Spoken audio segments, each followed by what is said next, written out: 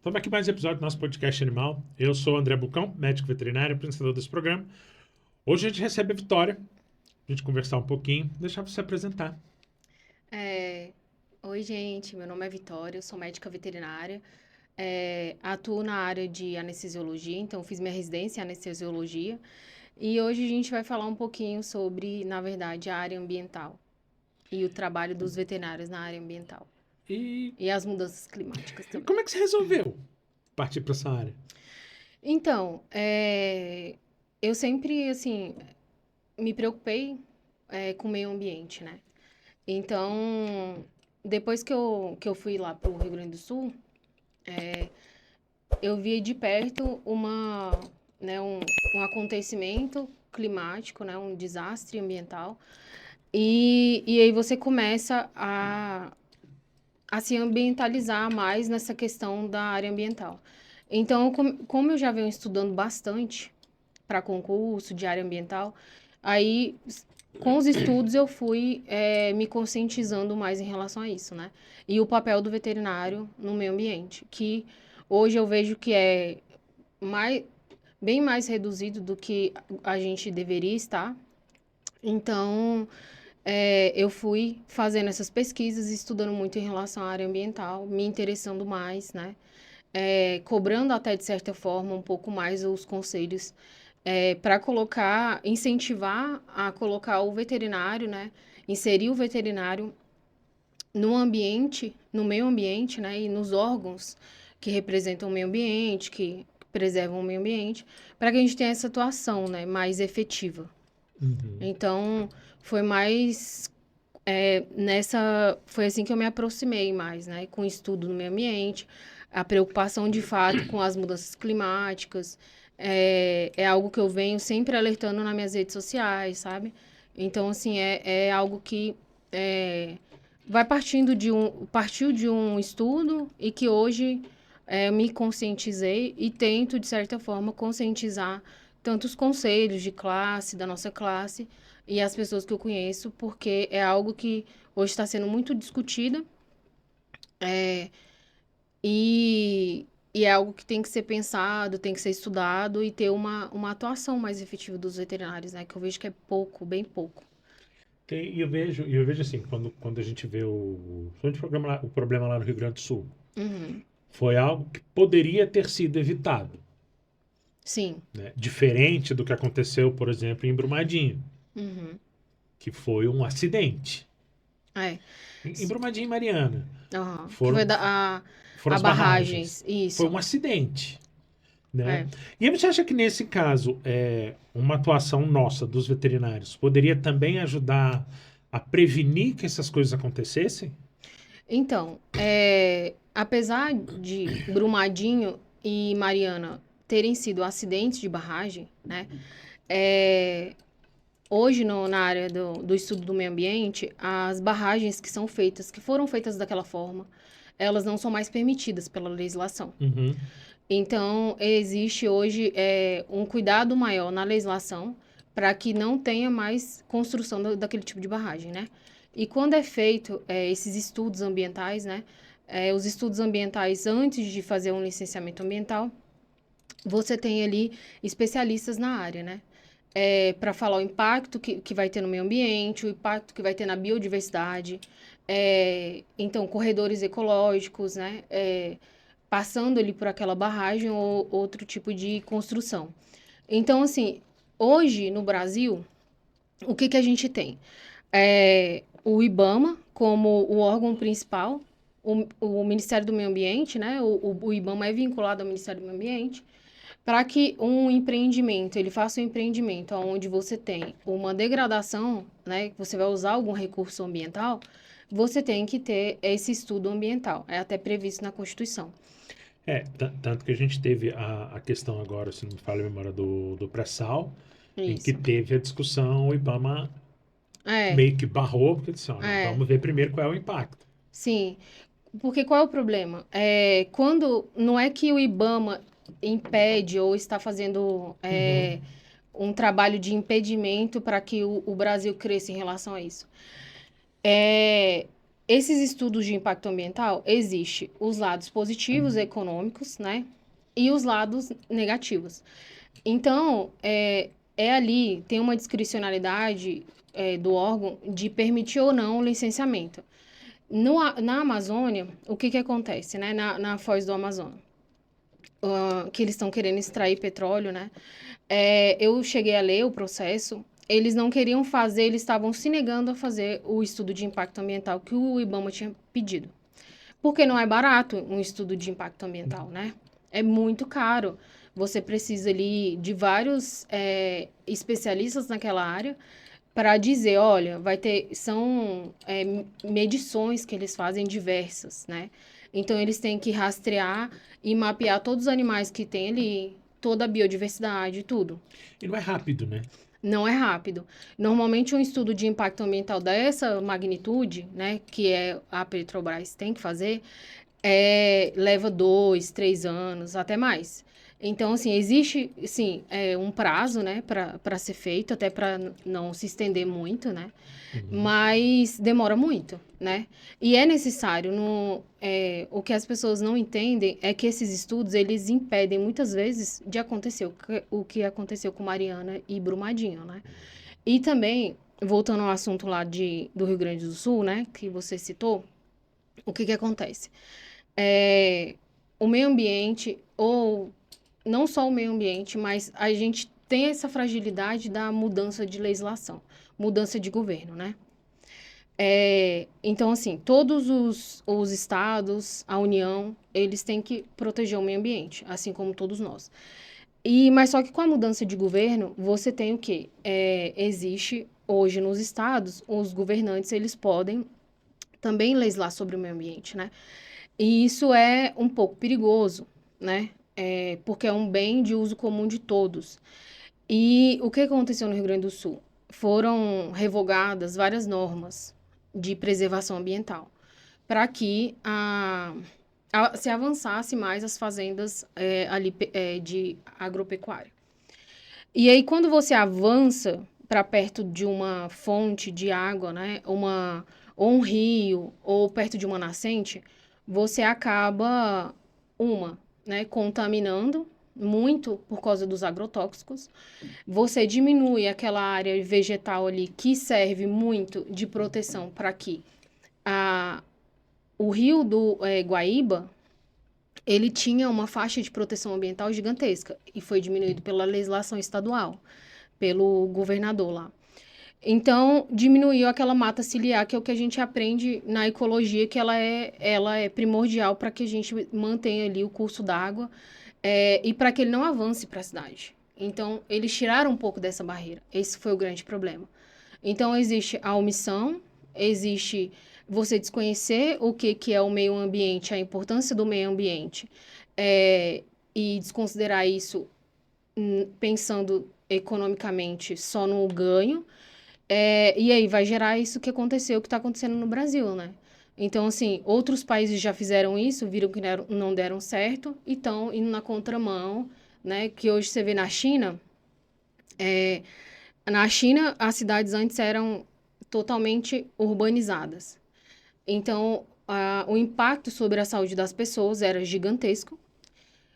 Sobre também a temperatura dentro da cidade era de 3 a 4 graus a mais, porque não tinha área de vegetação. Então, eles voltaram a plantar muito dentro da cidade para que você tenha esse clima um pouco mais ameno e você melhore a saúde das pessoas, né? Que existe muita essa questão também, né? O meio ambiente, ele não é só uma coisa, ele é várias coisas, né? E a importância dele que a gente tem que se conscientizar. Porque é uma questão muito mais de sobrevivência nossa do que papo de ambientalista, entendeu? Então, assim, hoje eu me considero ambientalista, né? Eu defendo o meio ambiente, porque quanto mais você estuda, você vai se conscientizando sobre algumas coisas, e também porque é uma questão de sobrevivência, né? Você entender a importância para que você se conscientize. Então, parte desse princípio, sabe? E aí, nesse caso, o ideal seria que houvesse um equilíbrio, né? O que seria um crescimento sustentável, Sim, né? E é um pouco complicado, porque a gente teve períodos, inclusive, em que se desacreditou de mudanças climáticas, que sim, se desacreditou em ciência, um monte de estudos, acho que exatamente priorizando isso, um avanço sim. econômico. E é hoje a principal, como é que fala? É, o principal desafio, né? É o crescimento econômico, é, tam- e associado à preservação ambiental, né? Então, Aham. assim, existe esse grande desafio, né? Quanto que eu posso ir ou não. Mas hoje, André, o que que existe no Brasil, né? É bem recente, tem um projeto de lei, né, tramitando no Congresso. É, um PL que a Constituição Federal, ela não fala expressamente do que tem que ser feito. Na Constituição fala que tem que ser feito o estudo de impacto ambiental e que a lei tem que regulamentar isso. Até então não existia nenhuma lei. O que existia era as leis que foram, os decretos presidenciais que foram ali, depois viraram lei, e muito de resoluções do IBAMA, do Uhum. CONAMA, né, do Ministério do Meio Ambiente.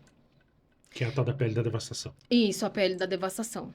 E assim, é bom que se explique por que que, para os ambientalistas, os estudiosos e tudo, acham que é a pele da devastação. Antes, se você pega o Código Florestal e as legislações do Brasil relacionadas ao meio ambiente, é fantástico, né? Existe muita preservação de fato. O fato de uma empresa que vai usar recurso natural ou que vai estar num ambiente onde tem uma vegetação, tem que fazer estudo de impacto ambiental. E ter que ter o aval, né, de órgãos muito sérios, o IBAMA, o Ministério do Meio Ambiente, é muito bom. E era o que está hoje, né? É o que veio desde 1986, que foi a primeira lei em relação a isso. Então, quando você pega, aí eles fizeram essa lei, está tramitando, você pega e desfaz tudo que está, né, que foi feito para preservar, é realmente algo que é muito arriscado, sabe?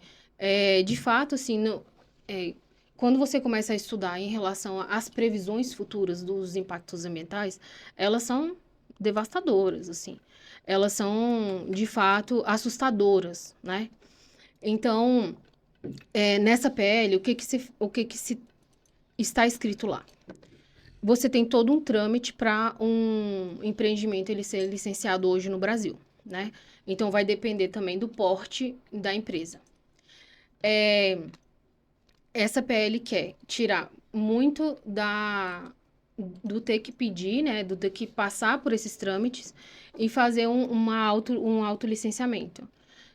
No Brasil, com a pouca ou às vezes quase nada de consciência, de bom senso das pessoas, isso de você fazer um autolicenciamento é inviável, né? Porque assim, se você pega hoje, se você me perguntar qual é a maior causa do desmatamento, né? Quem que mais está desmatando? E eu vou falar para você com dados científicos Uhum. de que não é uma pessoa que jogou um cigarro na ponta da estrada, não é. Então, assim, são fazendas, né, da agropecuária, não só do agro, da agrícola ou pecuária, para aumentar ali, expandir tanto o cultivo como o rebanho, entendeu? Então, assim, tem áreas no Brasil que elas são de preservação, e aí eles vão expandindo isso, né?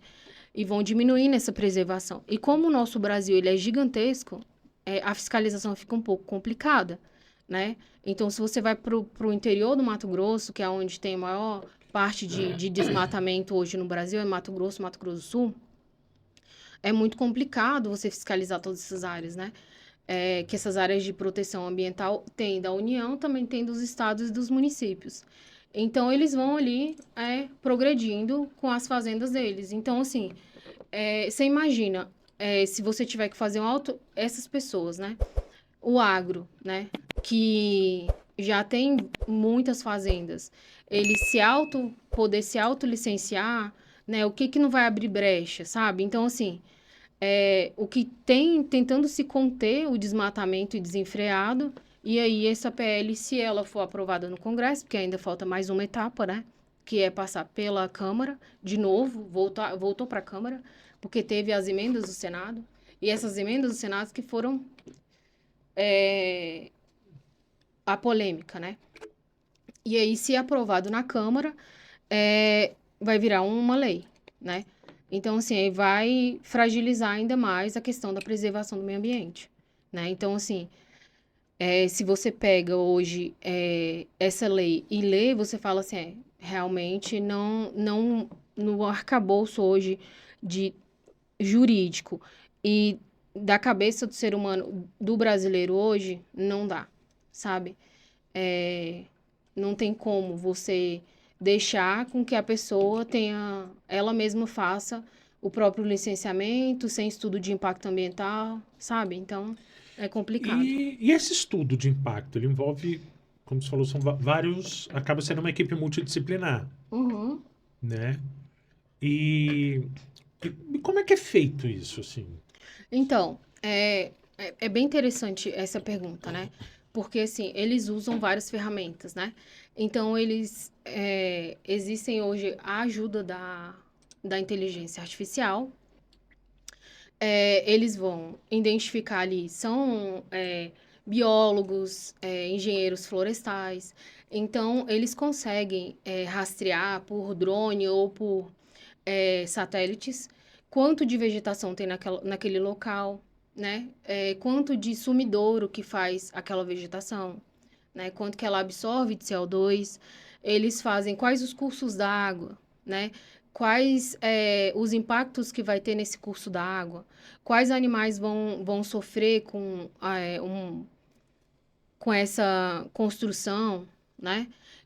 Eles mapeiam tudo, todas as espécies que existem, os ecossistemas que ali existem, então eles mapeiam tudo. É bem sistematizado, assim, sabe? Uhum. Então, muitas vezes tem o papel do veterinário ali para falar assim, olha, aqui passam 2 corredores ecológicos, então vai prejudicar as onças ou outra espécie que passa ali. Então, a gente, na verdade, tem que pesquisar uma forma de não prejudicar tanto essa espécie, entendeu?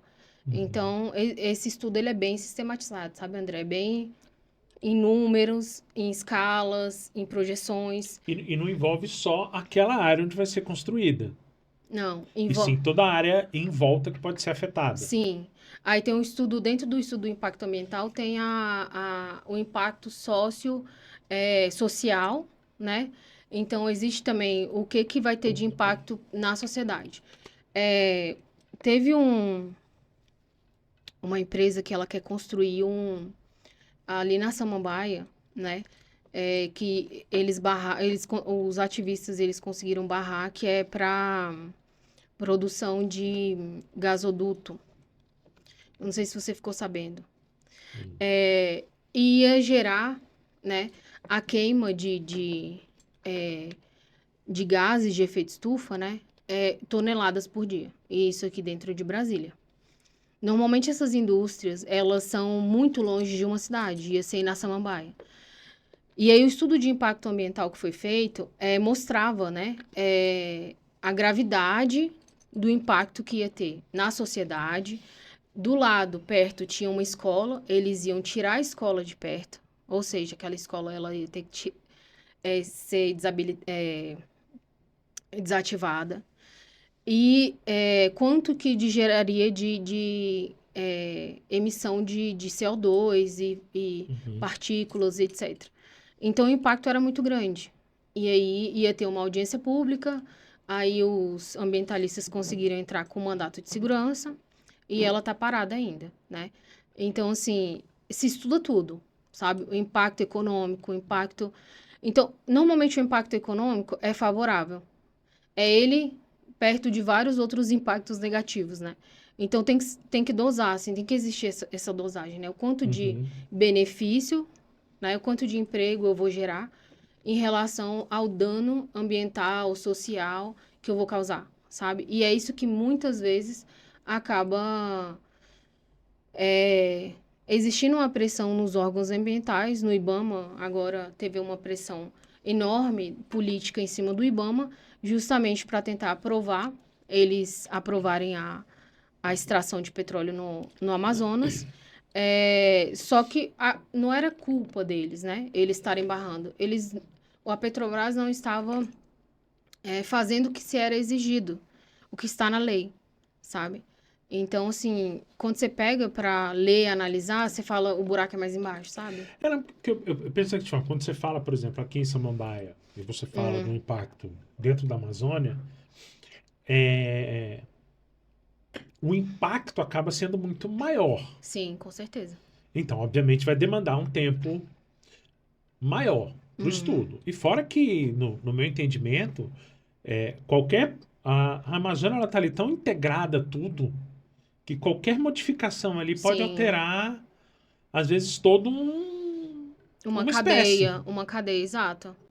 E o principal risco na extração de petróleo na Amazônia é realmente o derramamento de óleo, né?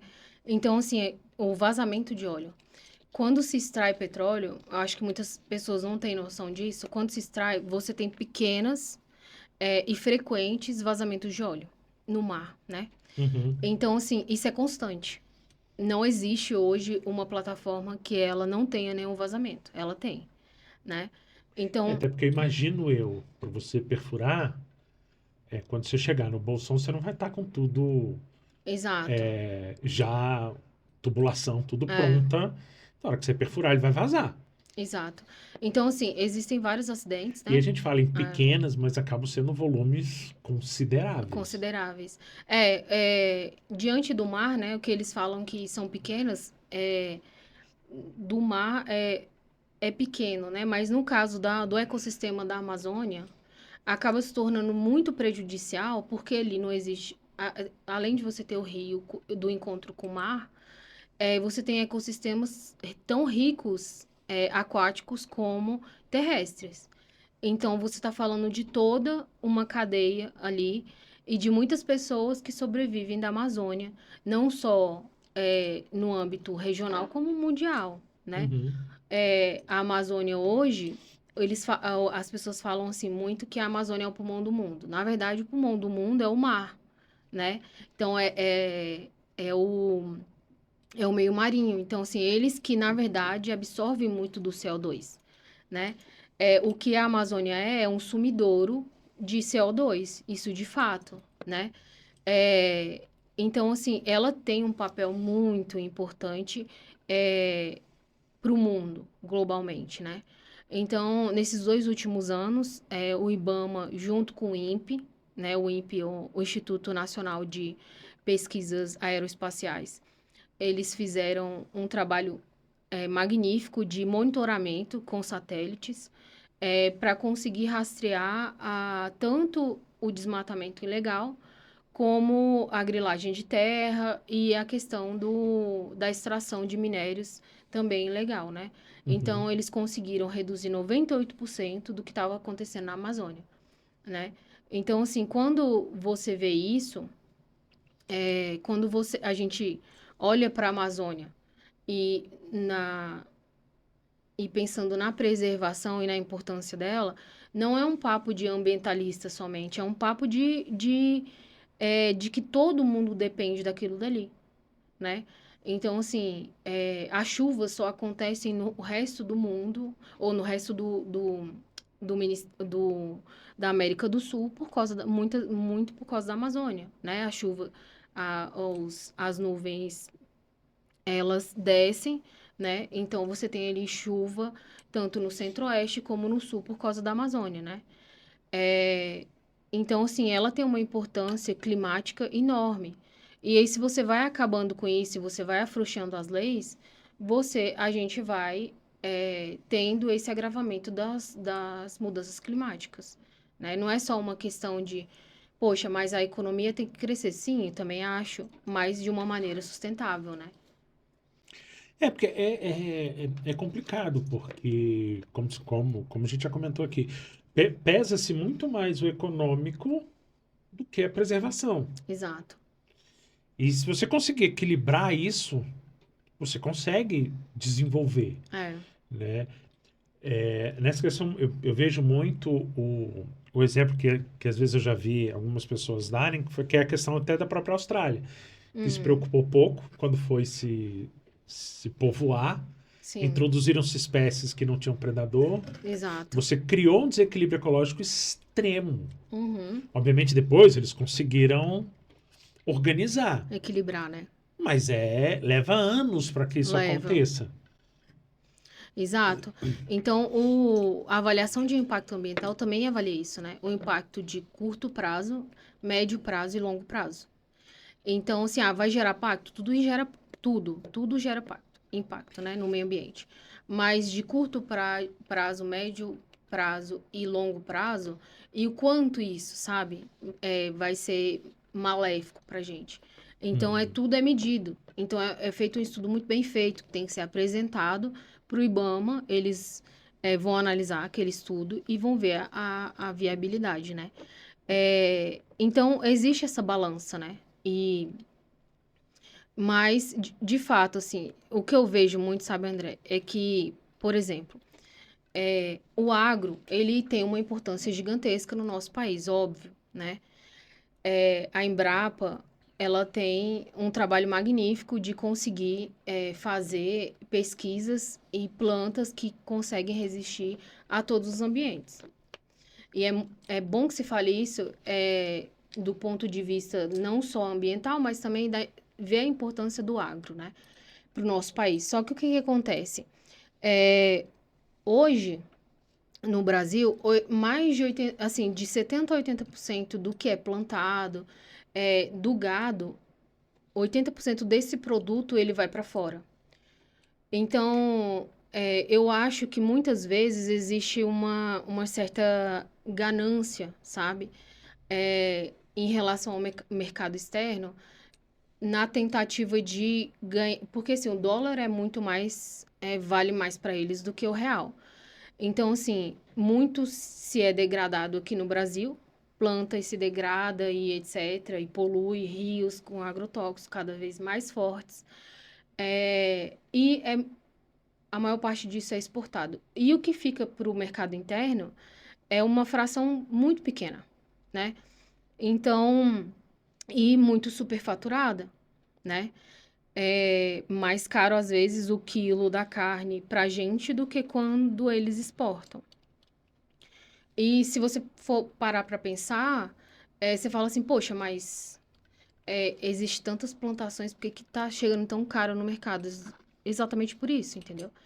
Então, assim, o que o agro faz é querer expandir mais para exportar mais, eles conseguirem ganhar mais dinheiro, e aí acaba passando desse limite do equilíbrio, entendeu?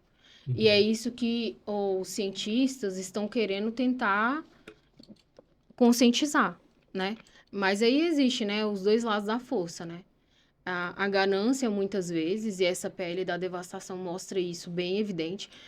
Inclusive, os senadores que votaram a favor, a maioria deles tem processos ambientais. Eles têm fazendas e processos ambientais. Então, se você for analisar a fundo, você vê que existe ali um interesse, às vezes, privado, sabe? Particular, na votação. Então, assim, é complicado, sabe? Não existe uma imparcialidade de fato, sabe? Então, isso é muito tendencioso, sabe? Porque aí eu vejo nesse caso, se você for fazer a sua autorregulação, por assim dizer, você perde essa imparcialidade totalmente. Total. Totalmente. Porque você ele está trabalhando para aquela empresa. Na verdade, você não está Exato. sendo independente. Como Exato. seria um estudo feito pelo IBAMA ou Exato. qualquer órgão estadual. Então, assim, é isso. Se hoje você já tem desmatamento o que aconteceu até em 2020 e 2021, a níveis recordes, né? É, se você tem, com o licenciamento ambiental, que existe todo um controle pelos órgãos ambientais, imagina sem, tá entendendo? Então, fica complicado. E o que é mais importante disso, né? O IPCC, ele é um órgão ligado à ONU que ele faz os relatórios, as previsões futuras. Então, eles estão aí desde 1990, que eles foram criados. É um órgão internacional, intergovernamental, tem a contribuição de vários países do mundo inteiro, inclusive o Brasil, com cientistas da USP, com cientistas de outras grandes universidades no mundo, mais de 200 pesquisadores. O que é o relatório do IPCC? Ele traz para a gente previsões baseado em vários estudos, mostrando, olha, se continuar desse jeito, vai acontecer isso, isso, isso. A chance de acontecer é tantas vezes mais. E como que eles baseiam esses estudos deles, né? Esses cientistas, que também no Brasil existe a contribuição do IBAMA, né?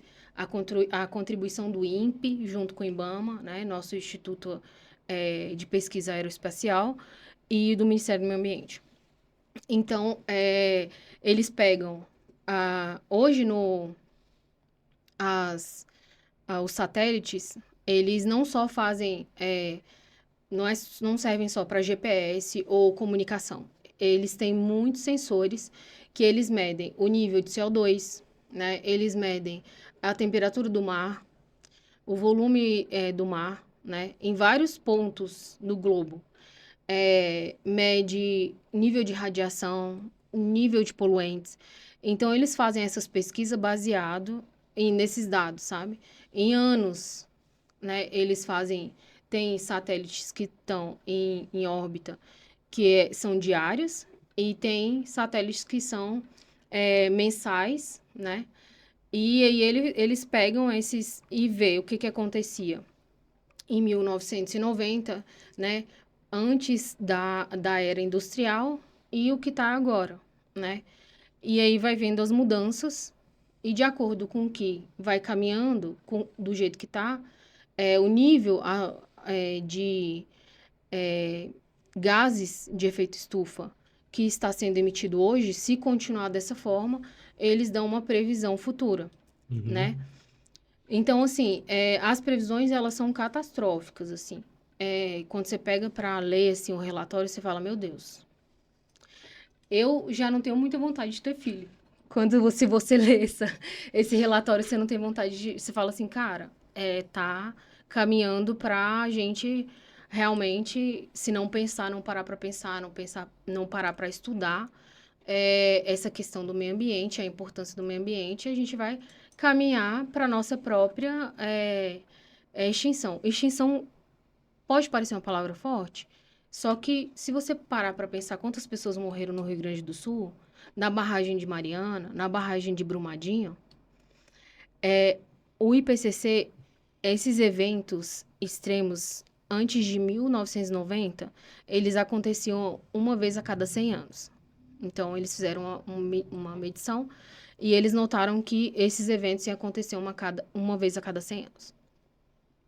E aí, o estudo mais recente deles, se continuar a temperatura global aumentando no nível que está, não tendo medidas efetivas para diminuição, a gente vai ter 8,6 vezes mais chance de ter eventos extremos, né?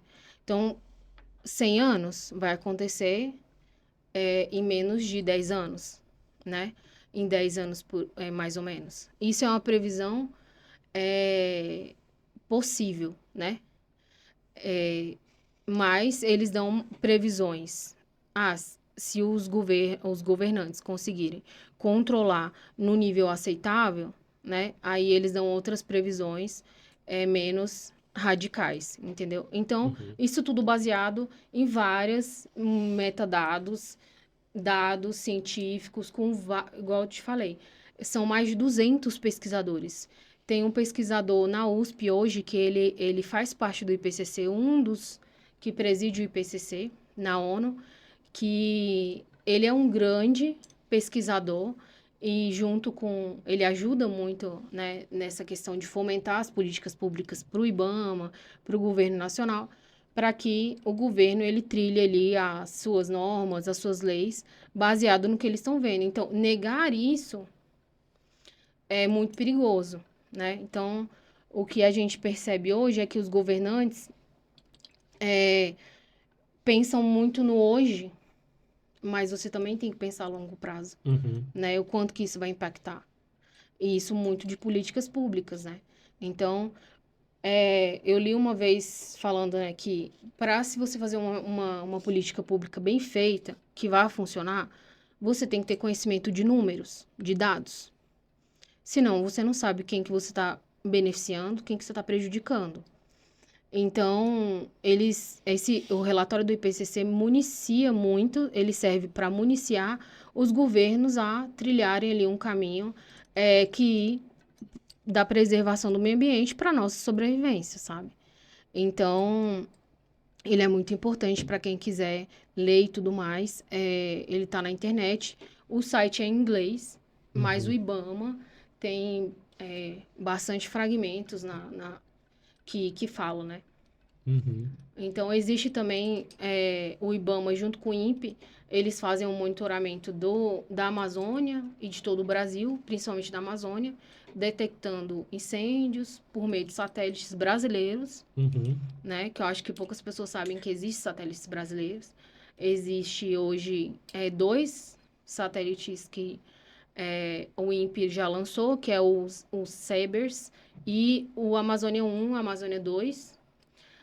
Já foram lançados mais ou menos uns 10 satélites. Eles já estão nas versões mais Uhum. atuais. E eles são tecnologia sensores muito de ponta, igual os da NASA. Entende? Então, assim, e o Brasil, junto com os outros países, eles têm esse convênio, né, de ter esse monitoramento ambiental.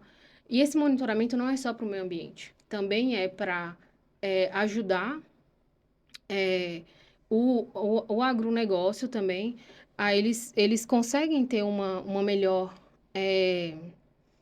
estrutura em relação a onde plantar e tudo. Então, isso também ajuda eles sabe, a estruturar melhor o negócio, sabe? Porque tem Uhum. locais que não são tão proveitosos, né? Então, isso também municia a fazer políticas públicas, até a, a, a Embrapa também entrar nessa questão, sabe? Para fomentar com esses dados, sabe? E você acha que às vezes pode ter tido começou-se a se ter uma preocupação um pouco maior de uns tempos para cá, Sim. desse impacto todo que pode gerar, né? E você acha que às vezes uma melhor estruturação do IBAMA, um investimento maior nessa área possa fazer uma diferença considerável? Eu acho que é um conjunto de fatores, sabe? Uhum. Também, né? A estruturação do IBAMA melhor, porque o que acontece? O grande problema de se você manter uma política de preservação, uma política social, seja o que for, é na mudança de governo, né? Uhum. Então, a estruturação do IBAMA é muito importante, mas eu acho que é a conscientização. E eu até fiz um projeto, escrevi um projeto de lei para mandar para o Ministério do Meio Ambiente, para que o Ministério da Educação, para que eles colocassem, né, na matriz curricular algumas matérias que eu acho que deveriam ter, que é justamente o meio ambiente, constitucional, para que as pessoas, a nova geração, elas tenham, porque assim, nada melhor do que você conhecer, do que você ter um senso crítico, do que você estudar. Então, sem estudo, a gente fica à mercê de acreditar em qualquer coisa. Então, tudo que eu tô falando aqui, as pessoas podem pesquisar, não tirei da minha cabeça, eu tirei de vários estudos que eu fiz, o relatório do IPCC, todas essas questões, podem pesquisar na internet, tá tudo na internet, né? E de fontes confiáveis, sabe? Estudos da USP, né? Que eles ajudam muito a fomentar essa questão desse panorama global. Mas eu acho que é muito da conscientização também, sabe? E eu acho que cada vez mais a internet ajudou muito a se falar muito sobre meio ambiente, a importância, etc. Então, os cientistas, eles foram para a internet muito, né? Falar disso, gerar um certo impacto, né? Então, o que antes ficava no meio acadêmico, ficava no mundo das ideias, né? E muitas vezes só ali entre os governantes. Hoje em dia, você tem muitos profissionais bons na internet falando, gente, ó, é isso, né? O relatório, todo mundo tem acesso e pode ver o que está escrito lá e quais as previsões. Então, eu acho que é conscientização, a estruturação do IBAMA.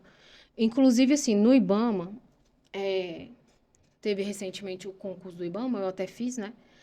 E me estranhou muito, porque quando a gente fala de meio ambiente, a gente está falando de fauna e flora, né?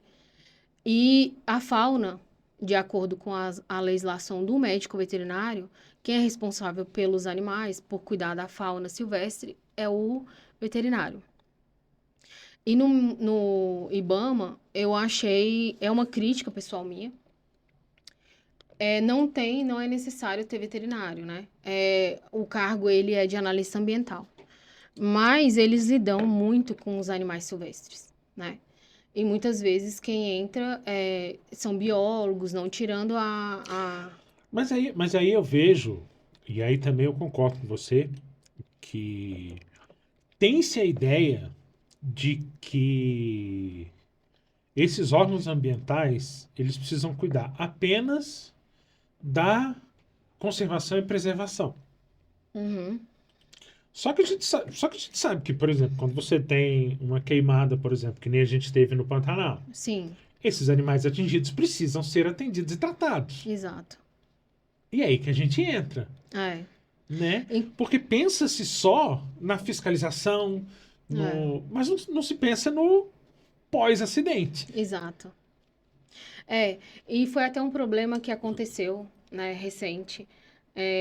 Eu acho que ainda está muito recente, por isso que a gente tem que cada vez mais falar sobre isso, para que eles entendam também a importância do veterinário nesse âmbito. Porque pelo fato do IBAMA ou o ICMBio, no Ministério do Meio Ambiente também, que é analista ambiental lá também, que entra como analista ambiental, não exigir o médico veterinário ou biólogo, né, engenheiro florestal, que for o mais específico, você não pode exigir que, por exemplo, se você passa, a gente que é veterinário passa no IBAMA, eles não podem exigir atribuições de veterinário se você não passou para esse cargo. Então, o analista ambiental que passa nesses órgãos, eles não podem atuar como veterinário, porque eles não foram contratados para isso, né? Então, você passou num cargo, você tem que fazer o que tem atribuição do cargo. Então, acaba limitando, né? Então, o que o IBAMA faz? Aí ele acaba tendo que contratar colaborador eventual, que inclusive eu fui contratada pelo IBAMA lá no Rio Grande do Sul, para que ajudasse naquela situação lá de desastre, né? Porque tem essa atuação do IBAMA, né? É prevista em lei. E no Pantanal também. Eles me chamaram também para atuar no Pantanal, porque precisava de veterinário. O agente do IBAMA, ele não pode atuar numa queimada, né? Mesmo que seja veterinário, ele não pode, não foge da atribuição. Então, eles contratam colaborador eventual para ir lá e fazer aquele trabalho de cuidar dos animais queimados. Então, acaba você tendo um gasto ali que você poderia criar um cargo para veterinário dentro do IBAMA, né? E essa o meu grande questionamento para o Conselho Federal e para o Conselho aqui, até falei com com o nosso presidente de que a gente tem que lutar por mais espaço, né? Eu vejo hoje, André, a veterinária, ela tendo pouca representatividade na sociedade e com uma importância gigantesca, pouca representatividade de conseguir influenciar os políticos, nas políticas públicas, nos órgãos, entendeu? Uhum. Então, assim, agora que a gente acabou vendo uma ação ou outra de tentar. Agora mesmo saiu o concurso da Polícia Federal. Antes tinha o cargo de perito criminal veterinário e agora não tem mais. Então, o que antes era um cargo só para veterinário, de perícia criminal veterinária, igual existe para médico legista, só para médico. Uhum. Agora o cargo, ele se tornou cargo do meio ambiente. E dentro daquele cargo, você tem ali veterinário, biólogo, engenheiro florestal, tudo em um cargo só. Em que vai competir a mesma vaga, entende? Se não me falha a memória, o último concurso que eu vi colocando como perito veterinário foi para a Polícia Civil de Rondônia. Isso. Porque assim, você tem hoje como E era um salário bom. Eu cogitei a possibilidade de fazer. A legislação em relação aos crimes ambientais, elas ficaram mais rigorosas, principalmente cão e gato. Então, aí você teve que criar perícia criminal com o veterinário, porque só quem pode emitir laudo é o veterinário. Então, as polícias abriram-se, né, departamento, delegacia para crimes contra animais, e aí você tem que ter o perito, né? E aí veio esse concurso da Polícia Federal que me gerou essa estranheza de ir na contramão, entende? Bom, aí a gente vai perdendo espaço já e perdendo cada vez mais. E eu não vejo, assim, a gente tem a ver um pouco mais hoje em dia, mas a luta do veterinário para entrar nessas questões, sabe? Mas aí eu vejo que isso foi muito uma falha dos nossos conselhos, tanto regionais quanto federal. Sim. Porque eles poderiam ter brigado mais. Igual a gente vê o Conselho de Medicina, o AOAB, né? Eles brigam muito pelo espaço deles. Sim. Então, assim, não existe possibilidade de ninguém fazer o trabalho que um médico faz, né? Então, se fizer, você é processado pelo Ministério Público na mesma hora. Vai a gente tentar fazer qualquer manobra com o ser humano, mesmo que não tenha nada. Imagina se você não é processado. E aí eu vou além, porque eu trabalho com clínica. E em função do ato médico, tem algumas medicações que a gente poderia usar e que eu não posso prescrever. Porque tem que ser um receituário específico, só autorizado para o médico dermatologista, por exemplo. Como é o caso do Rakutan. Sim. Os retinoides em geral. E aí é isso, entendeu?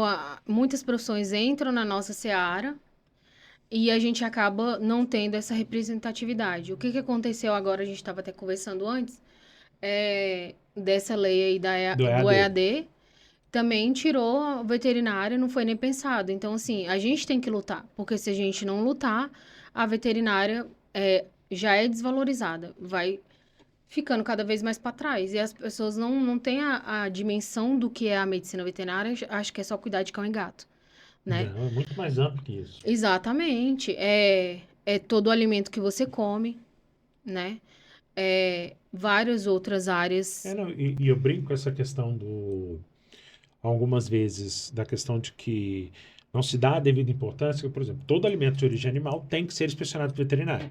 A gente teve, inclusive, aquela polêmica lá de que as empresas poderiam contratar, não precisaria mais do Serviço de Inspeção Federal, né? E aí uma das coisas que eu brinco, assim, beleza, todo alimento de origem animal tem que ser fiscalizado por veterinário, e eu concordo que tem que ser mesmo. Sim. E aí a brincadeira que geralmente eu faço é que extrapolaram isso de tal forma que mel tem que ser inspecionado pelo veterinário. E a gente não vê nada de abelha, por exemplo. Na nossa graduação. Né? E o mel é inspecionado por um veterinário. Sim. Produtos de... É um produto de... Porque é um produto de origem animal. Sim. Né? Sim. Então, eu acho assim como extrapolou-se dessa forma tão ampla, eu acho que nessas outras áreas também deveria se buscar essa extrapolação. Eu brinco porque por mais que pareça absurdo, o veterinário ser responsável por uma apicultura, Sim. né? Existem outras áreas que a gente deveria estar inserido e não estamos. E não estamos. É essa minha indignação eu questionei, né? Venho questionando os nossos conselhos, porque a gente, como veterinário, o que a gente pode fazer? Ir para a rede social e falar, tentar alertar os nossos colegas. E hoje em dia já existe um movimento já um pouco mais forte do que zero antigamente, né? Que não existia antigamente. Então, mas ainda é pouco. E é pouco também a atuação dos nossos conselhos, né? E eu percebo que, por exemplo, saiu o CNU, primeiro CNU, vamos de exemplo, né? Lá tinha um mapa. E foi inserido o cargo de auditor fiscal federal agropecuário, que é um cargo exclusivo de médico veterinário, que é para atuar na fiscalização de alimento. Ele foi colocado junto com outros órgãos, nada a ver, mas tudo ligado ao meio ambiente. E a prova, André, tinha uma questão de veterinária. De 100, acho que foi 120. E RISPOA não passou nem perto. Você tá entendendo? Então, assim, eu estudei para essa prova e você tinha que saber tudo de agronomia, tudo. Juro para você, até o diâmetro da gota da água, que são coisas que é estudada pela agronomia, entendeu? Então, assim, os fiscais que passaram nessa prova veterinária, eles não precisaram usar nada de veterinário. Mas aí como que fica, entendeu? Esse fiscal na hora que ele for lá atuar. Assim, óbvio que esses fiscais provavelmente ou já estão nessa área e tudo, mas assim, você entende que aí o Conselho Federal naquele momento reclamou, né, com a ministra lá que estava organizando o CNU, a ministra do... esqueci o nome dela. Mas não adiantou nada, porque a gente não tem uma força política, o nosso conselho, igual ao Conselho Médico e à OAB, né? Então, assim, a gente tem como veterinário tentar realmente ajudar o conselho a ter mais força, né? Então, hoje se está levantando aí a importância de ficar do questão do ensino EAD, da questão da pele e da devastação, os veterinários também, não é só os ambientalistas que têm que lutar por isso, entendeu? Mas aí eu vejo um pouco o seguinte, a gente critica muito o conselho, mas eu vejo que a gente critica, mas também não sugere Sim. possibilidades. Critica, mas beleza, e aí? Como é que a gente vai resolver? Né? Eu vejo porque minha esposa é do Conselho Regional de Fisioterapia, aqui. E eu vejo tanto que eles são atuantes, ativos, e eles brigam, e eles vão... Eles realmente são mais... Eles tiveram bastante voz, inclusive. Tiveram. Inclusive, com essa questão do EAD, eles EAD, conseguiram... O meu marido é fisioterapeuta também. Ele falou, uai, como que faz fisioterapia EAD, amor? Como que você vai aprender, assim, é o corpo humano, entendeu? E aí eu acho que o nosso conselho devia ser um pouco mais atuante. Sim. E a gente, como veterinário, devia não só criticar, mas também sugerir possibilidades. Exato. Auxiliar para que o conselho se torne forte e, consequentemente, a nossa profissão se torne forte. Exato. Né? Eu vejo muito isso de se criticar muito e beleza, só taca pedra. Exato. Ir lá realmente, né? Hoje em dia eu uso muito o Gov, né? Então você entra ali no Gov, você tem a participação cidadã dentro do Gov hoje em dia, ela é muito melhor do que era. Então você consegue dar sugestões, você consegue fazer elogios, reclamações, denúncias. E aí eu vou dar o meu depoimento. Depoimento pessoal. Que é o Fala Cidadão, né? Que tem no Gov. Eu tive um problema sério, que foi, para concluir a minha pós, eu precisava do meu histórico escolar. Porra, eu formei em 2003. E eu peguei uma greve da UNB agora. Putz. E eu pedindo meu documento, e nada. Fui lá na UNB. Ah, não, só por e-mail. Mas, porra, tá todo mundo grávida, ninguém responde. Aí eu fui no Fala Cidadão, então, eu preciso do meu Sim, histórico. Em uma semana ele tava no meu e-mail. sim. É. Eu, assim, toda vez que eu faço alguma reclamação, sugestão, etc., igual eu falei pra você, eu recebo a resposta deles. Sim, eles são muito eficientes em Sim. responder. Olha, a denúncia foi encaminhada para a PGR, a denúncia Uhum, foi encaminhada para tal lugar, pro ministério responsável por isso. uhum, Então, eu fiz essa sugestão pro IBAMA, inclusive, né, do profissional médico veterinário atuando na fauna silvestre, né? Falei da importância, citei as leis, é, e aí ainda não tive resposta, né? E nesse, eu ia entrar até com esse edital da PF, um recurso para poder questionar o fato do veterinário ali ter perdido o espaço. Porque, por exemplo, vamos citar aqui. Ainda na Polícia Federal tem 21 peritos criminais veterinários. Mudamos totalmente de assunto do meio ambiente, não, mas tudo bem. Tem 21 policiais federais, que são peritos criminais. Só que daqui a 5 anos, se eu não me engano, eles vão se aposentar, né? E nesse concurso agora, se não passar nenhum veterinário, já que outras graduações podem concorrer, que são 14 vagas somente, não passar nenhum veterinário, quem que vai emitir esses laudos de tráfico de animais silvestres, contra os maus-tratos, fazer o exame de corpo e delito do animal para conseguir provas contra o acusado? Quem que vai fazer essas perícias criminais que só são atribuições exclusivas do veterinário, sabe? Então, esse é o meu questionamento, né? Para a Polícia Federal em relação a esse edital que saiu agora. Porque eu acho muito válido até que eles façam um departamento do meio ambiente, que foi o que foi feito uhum. na Polícia Federal. Fez um departamento de meio ambiente que eles querem concentrar todos os profissionais de áreas comuns do meio ambiente para eles atuarem e ter essa transversalidade. Ok, eu acho maravilhoso. Só que a gente não pode fazer um laudo de um corpo de delito de uma pessoa. Não. Assim como um biólogo ou um engenheiro agrônomo, ele não pode fazer um laudo pericial de um animal, né? O que pode jogar, às vezes, todo o trabalho investigativo no lixo. Exato.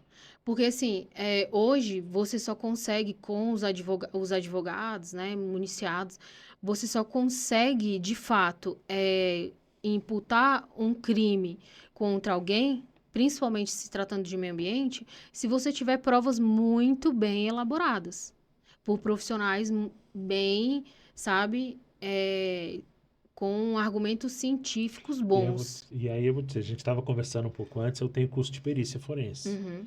Cara, e fazer um laudo não é a coisa mais simples do Não mundo. é. Tem que se embasar Por quê? muito, né? Porque você tem que ser totalmente imparcial e você tem que levar em conta o que foi apresentado. Sim. Por mais que você veja ali, aqui, o erro está aqui, Uhum. mas todas as provas não apontam para aquilo. Então, um biólogo pode não ter conhecimento, pode não, provavelmente não vai ter conhecimento de algumas patologias, de algumas Sim. particularidades raciais, particularidades de espécie, né? Isso quando a gente fala a questão de sanidade. Uhum. Pois é. Então, assim, inclusive no concurso, né, voltando um pouco do IBAMA, teve o cargo de analista ambiental e teve o cargo de analista ambiental para conservação e proteção da fauna silvestre. Não tinha lá uma exigência para cargo de veterinário, não se exigia cargo veterinário. Eu nem fiz esse porque era uma vaga por estado, nem tinha Brasília. Aí, cara, eu peguei a prova, era um conhecimento muito aprofundado sobre animais, sabe? Então, assim, uma exigência que você vê que não é compatível com o cargo. Coloca lá qualquer graduação e pede conhecimento que a gente viu na nossa graduação. Então, ou seja, eles querem selecionar um médico veterinário. mas o cargo não é para médico veterinário. E aí é onde também é o meu questionamento, né? Então, assim, o que é a nossa lei que regulamenta a nossa profissão? Diz que quem é responsável por cuidar toda a questão de clínica, cirúrgica, preservação, conservação, nutricional e etc. E tudo é o médico veterinário. O que a gente vê muitas vezes é o não ter um médico veterinário nessas vários âmbitos e atuações que está na lei, E é né? complicado. Entende? E aí a gente vai perdendo espaço, cada vez mais, sendo mais desvalorizada. Então, assim, na esfera ambiental, eu vejo muito isso, né? Estudando muito para a área ambiental, é que o veterinário não deveria estar ali, igual você falou. Acontecem muitos acidentes, além desse, que a gente da questão do desmatamento e as Uhum. queimadas com os animais, outros grandes acontecimentos que acontecem com os animais e que você precisa de um certo conhecimento ali, científico, de conservação. Quem que normalmente entende muito de reabilitação de um animal silvestre para ele ser inserido de novo na natureza?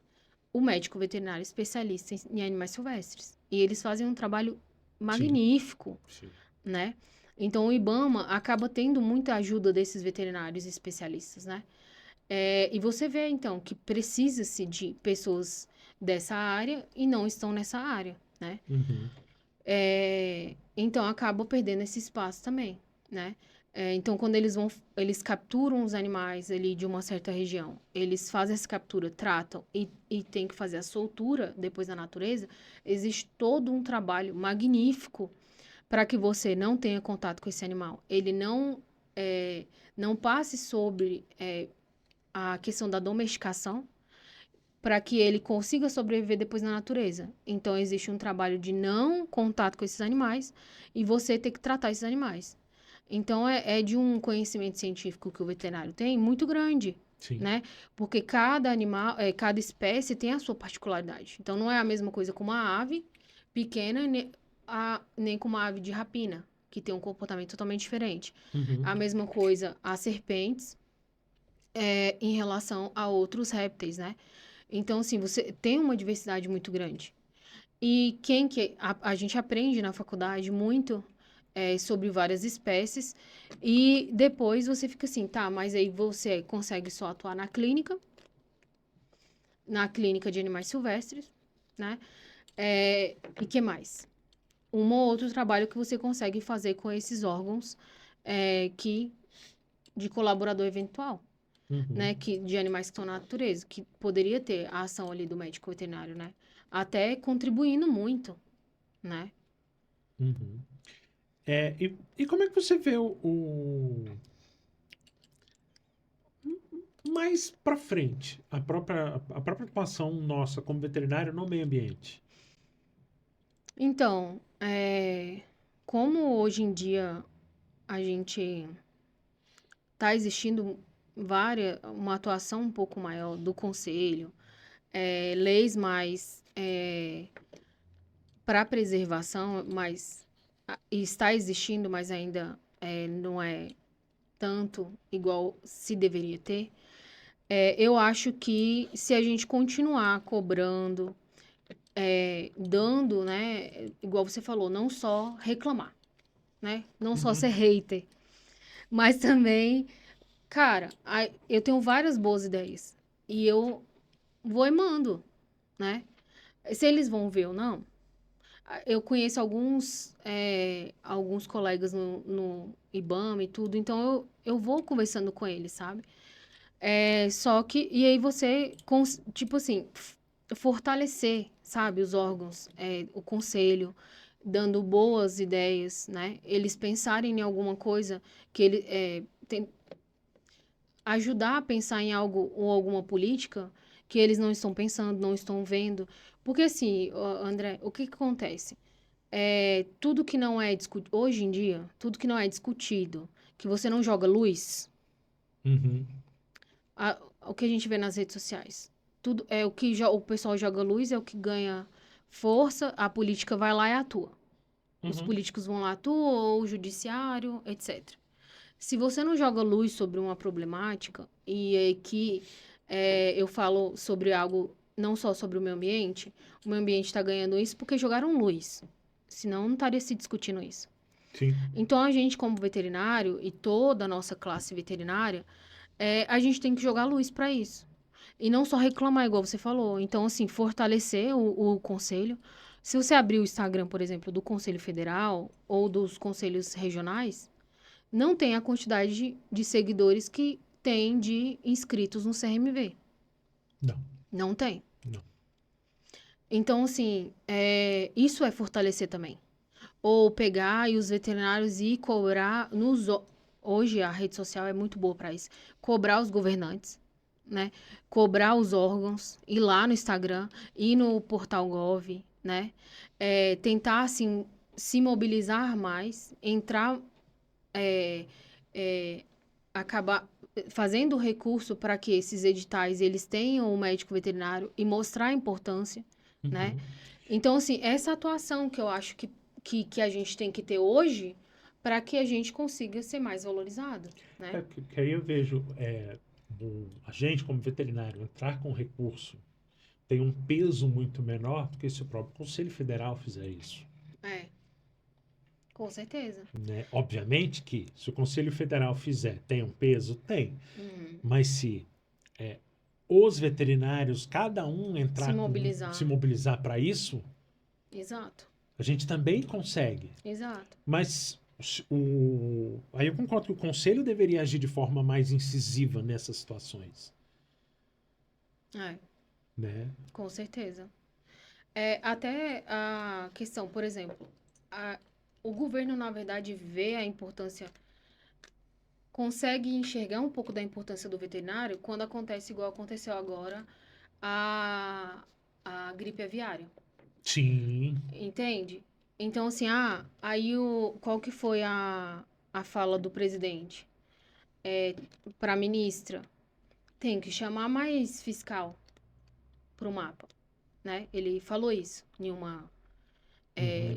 em um lugar que ele estava lá. Tem que se chamar mais fiscal. Cadê? Porque a grande reclamação do mapa também é essa. Poucos fiscais.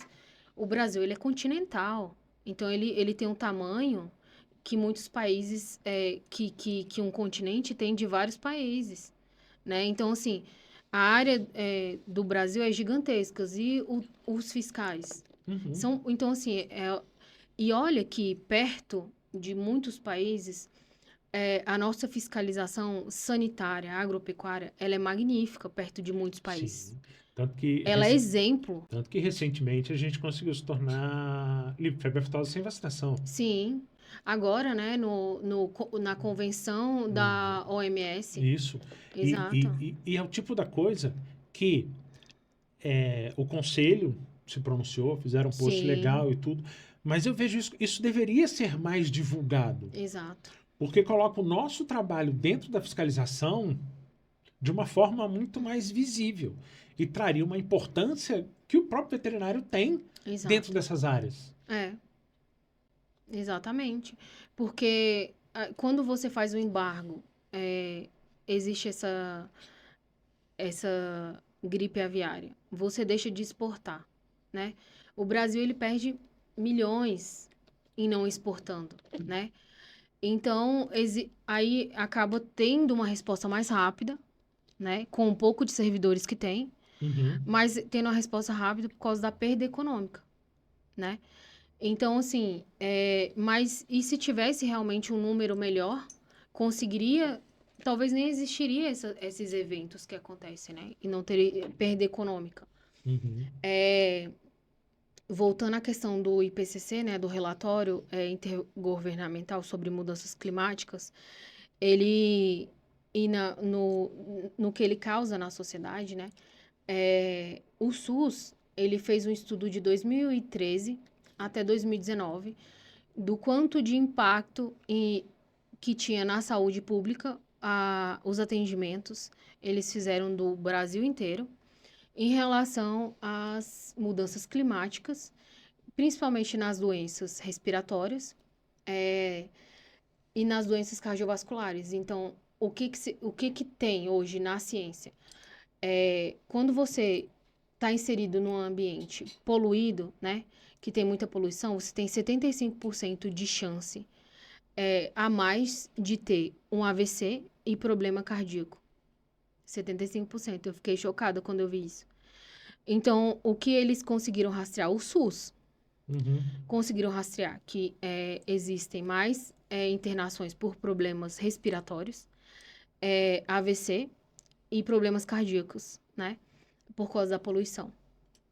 E aí, de 2013 a 2019, gerou um gasto para o governo, na questão da saúde, de 8 bilhões de reais, só em internações de agravamentos respiratórios, pneumonia, bronquite, asma, etc.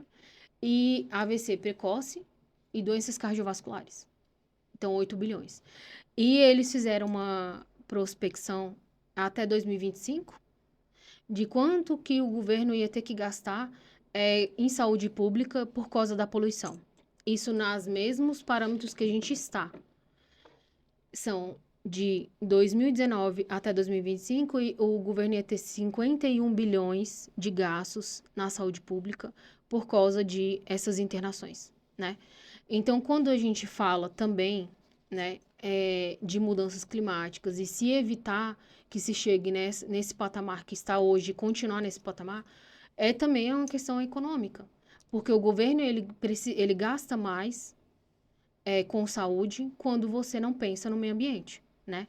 Então, aí vem cada vez, o IPCC também mostra que cada vez mais terá pandemias, né?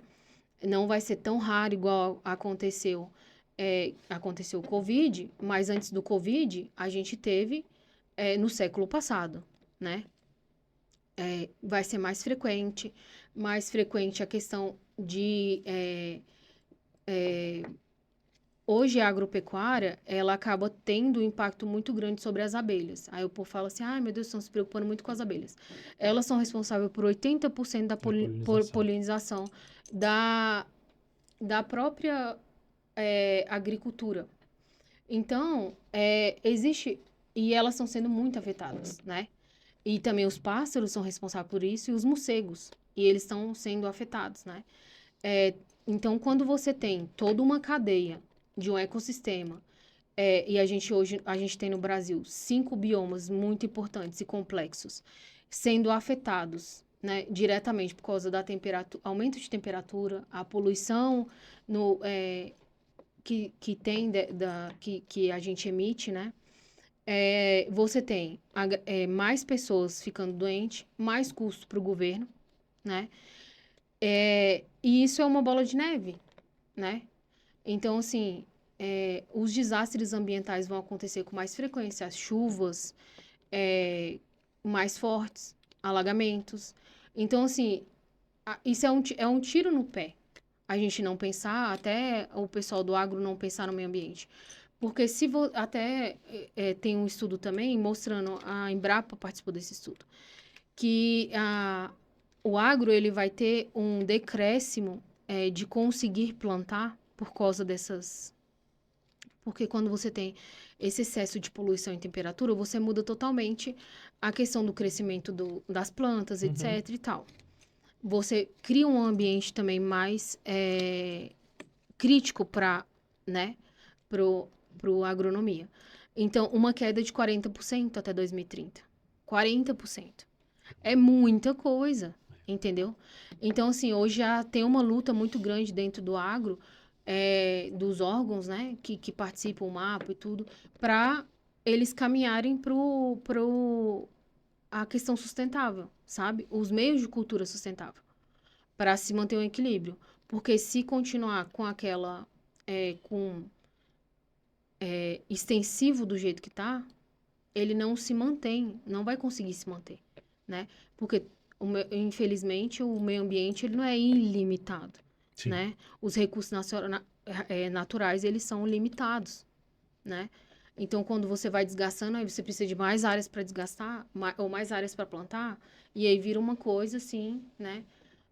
Então, se tem muito isso, né? A gente vê que realmente, sim, essa preocupação ambiental, ela deve ser cada vez mais discutida, Sim, né? Porque seria o jeito da gente conseguir pensar num futuro, sim, né? exato.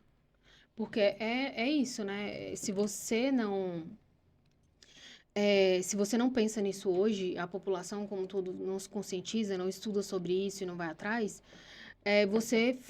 você acaba ficando alheio a isso, né? E isso é um direito Uhum. de todo mundo. Imagina você perder um ente querido.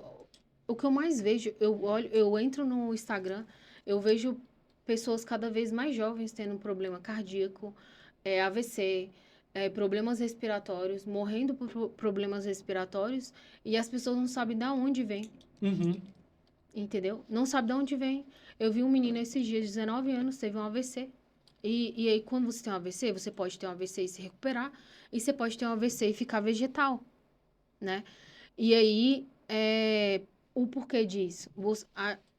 Pensar nisso, se conscientizar, é pensar também na nossa saúde.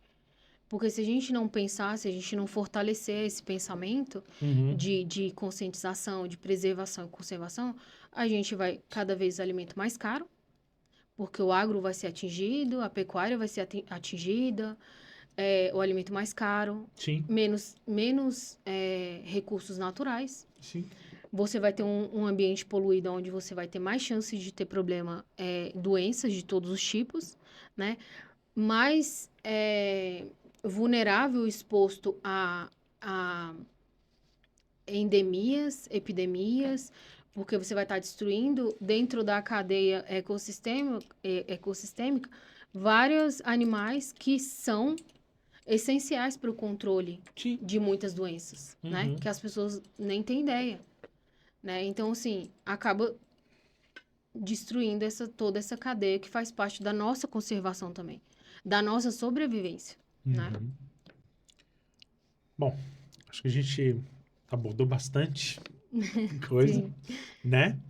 Então, para a gente descontrair um pouquinho, né? São perguntas rápidas.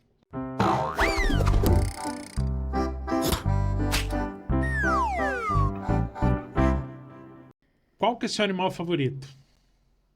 Cara, eu amo cães. Os cães. Eu amo também mas só que eu também gosto muito de equino, mas é os cães. Qual animal você seria? Acho que alguma ave, pela questão da liberdade de conseguir voar. E quais são os maiores desafios para os veterinários em instituições governamentais ambientais? O maior desafio, Uhum. eu acho que ter apoio, entender que os órgãos ambientais, eles não são políticas de governo, e sim de Estado. E o meio ambiente também, né? Independente do governo que passar, que aquilo dali não se perca força. Assim como também na medicina veterinária, Uhum. os nossos órgãos, né? Entender isso. Quando a gente entende que não se trata de político A ou B, e sim de uma questão de bem comum de todos, fortalecer esses órgãos e não descredibilizá-los, o que acontece muitas vezes, que eles vão continuar independente de quem estiver lá na frente, sabe? Um sonho. Difícil essa. Olha, eu acho que, cara, tão difícil, né? Mas bom, hoje o meu sonho é passar em algum concurso e que eu possa contribuir de alguma forma com a minha profissão e, e de maneira geral com o que a gente vive, né? Não só no meio ambiente, mas para a causa animal, Uhum. até social também, contribuir de alguma forma, porque eu acho que a gente que teve a oportunidade de estudar, a gente, esse podcast aqui é maravilhoso, você traz profissionais que dão informações que a gente estudou para pessoas que muitas vezes não têm. Uhum. E conhecimento é a base de tudo, assim, né? O estudo.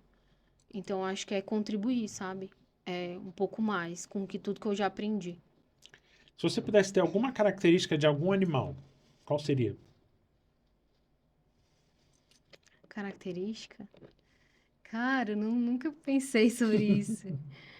Mas, cara, consegui. Eu acho que é, consegui enxergar no escuro Ia ser legal. ia ser legal, né? Pois é.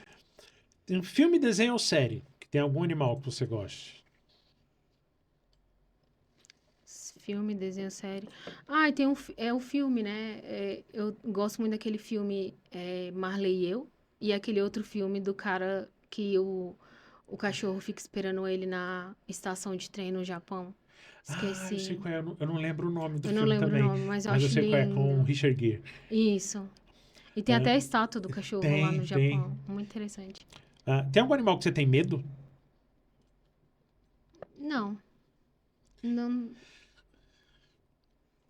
E um mito da atuação do veterinário diretamente com o meio ambiente. Olha, um mito é. Eu escutei muito quando estava estudando para concurso, um mito achar que realmente é, o veterinário não tem atuação no meio ambiente. Eu escutava isso muito dos biólogos e tal, e eu falava assim, uai, mas quem que vai cuidar da fauna? Então eu acho que para muita gente é um mito achar que os veterinários não têm certas atuações e têm, indireta, né? Muitas vezes.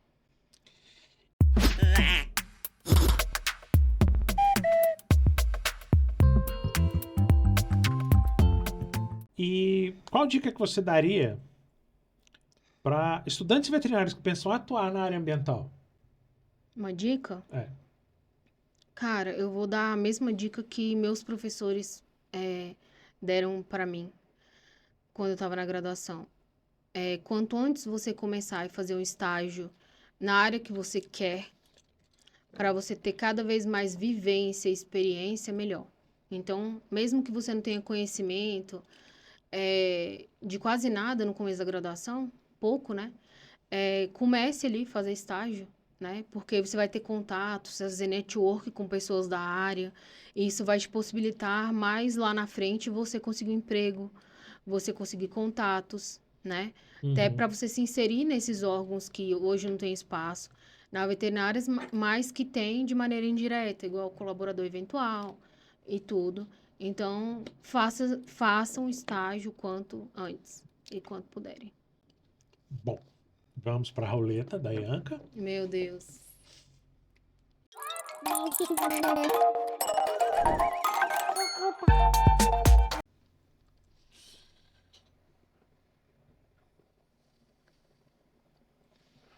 Eu sou péssima nessas brincadeiras. E nada, tranquilo. Som de... Esse é o mais Meu fácil, cara. Deus. Que é, na verdade, fazer o som de algum animal. André, eu sou Imitar o péssima som de nessa... qualquer animal. Pode ser de um gatinho? Pode, qualquer Meu um. Deus, pagando mico total, né? Total. Tá bom. Miau! Bom, isso é mais pra gente descontrair mesmo, É. né? Queria agradecer, realmente. Acho que a gente conseguiu abordar bastante tema. A gente acabou falando não só da questão ambiental, mas também da nossa atuação, né? Sim. E da importância que a gente tem. Redes sociais, para se alguém quiser saber mais alguma coisa. Vitória Luciano, underline. É pessoal, mas se o pessoal quiser seguir, eu aceito numa boa. E é isso. Aí eu tô. Assim, nas redes, no Instagram, eu sou. O pessoal fala que eu sou bem ativista, né? Mas eu acho que é isso, sabe? Nosso papel como ser humano também, a gente sempre fomentar o pensamento, né? A conscientização, tentar ali fazer as pessoas pensarem um pouco. Bom, dica que aqui a gente conta com o apoio do Ilha Brasil. Vídeo, internet, marketing, tem estúdio de podcast, tem estúdio com chroma key, que dá para fazer curso, videoaula, tem estúdio com cenário fixo, tem uma equipe de produção excelente. E dizer que é isso. E até semana que vem.